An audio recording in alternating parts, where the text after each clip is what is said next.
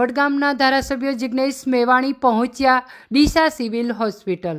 મરણ જનારના પરિવારજનો સાથે જિગ્નેશ મેવાણી સહિત કોંગ્રેસનું પ્રતિનિધિ મંડળે કરી મુલાકાત।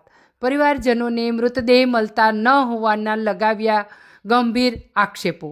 પરિવારજનોને જાણ કર્યા વિના મૃતદેહને મધ્યપ્રદેશ રવાના કરી દીધા હોવાના પરિવારજનોએ આક્ષેપ લગાવ્યા। પરિવારજનોની વેદના જાણી વહીવટી તંત્ર પણ જિગ્નેશ મેવાણી થયા લાલઘૂમ।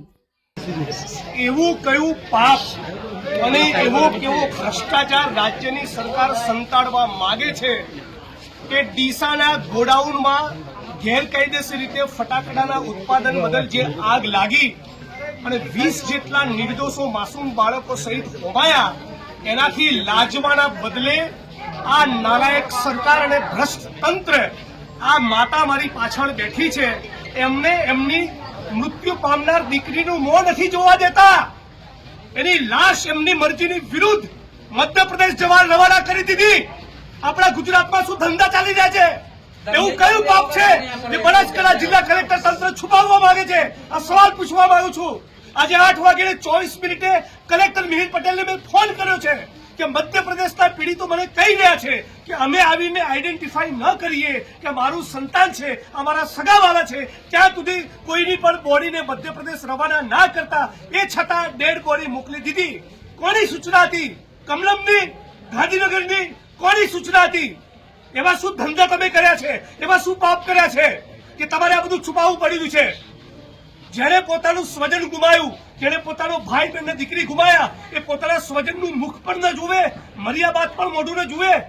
જે લોકો કાળી મજૂરી કરવા ગુજરાતમાં આવ્યા, ગુજરાત માટે, દેશ માટે જે લોકો ઉત્પાદન કરતા હોય, એમના શ્રમનું તો મૂલ્ય તમે ના સમજ્યા। મરી ગયા પછી એમને લાશ જોવા ન દો, આ કાયદાની વિરુદ્ધ છે। નજીકના નિયરેસ્ટ મેડિકલ ઓફિસર પાસે એનું પીએમ કરાવવું પડે, પરિવારજને આઈડેન્ટિફાઈ કરે, પછી પરિવાર પોતે બોડી રિસીવ કરે। અને મધ્યપ્રદેશની પોલીસે, મધ્યપ્રદેશના સરકારના માણસોએ અહીંયા ગુજરાતમાં આવીને દાપણ કરવાની શું જરૂર? બોડી એને મળવી જોઈએ જેનું સ્વજન હોય। આ માં કહી રહી છે, માં ખોટું બોલી રહી છે? પૂછો તમે એમને, કોણ તું તમારું? આપને કોણ था?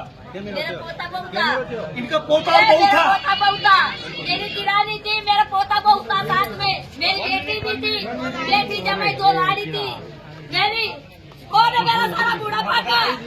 ये क्या न्याय दिया मेरे को सरकार ने?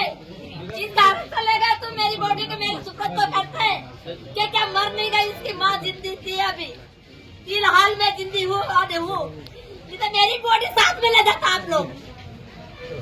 હું માગણી કરું છું કે આ અધિકારીઓની ભૂમિકાની પણ તપાસ થવી જોઈએ। ફેક્ટરીમાં ઇલીગલ ફટાકડાનું ઉત્પાદન થતું રહ્યું તો ત્યાં સુધી સ્થાનિક પોલીસ પ્રશાસન શું કરતા હતા? એ લોકોની પણ જવાબદારી બને છે। એ પ્રમાણે બોડી આવી રીતે ગેરકાયદેસર રીતે મધ્યપ્રદેશની સરકારના માણસોને કોણે સોંપી? એમને પણ સસ્પેન્ડ કરવા જોઈએ। બિલકુલ, કયા વિસ્ફોટક કાંગારી પદાર્થો હતા, કેટલા દિવસથી ચાલતા હતા, અને પરમિટ અચ્છા જે અધિકારીઓની ફરજ બેદરકારીના કારણે આ કાંડ સર્જાયો એને તપાસ સોંપી છે। એટલે રાજકોટમાં જે બન્યું, બીજી ઘટનાઓમાં બની એમ ચીનની તપાસ બિલાડી કરશે। આ એસઆઈડી ફ્રોડ છે, આ એસઆઈટી એ નકરી 420 છે। હું માંગણી કરું છું જેની ઇન્ટેગ્રિટીમાં શંકા ના થઈ શકે એવા અધિકારીને તપાસ સોંપો। અને અમે બધા આ પીડિત પરિવારોની પડખે ત્યાં સુધી ઉભા નથી થવાના ત્યાં સુધી બોડી પાછળ આવીને એમનું મુખ એની માતાને બતાવવામાં આવે।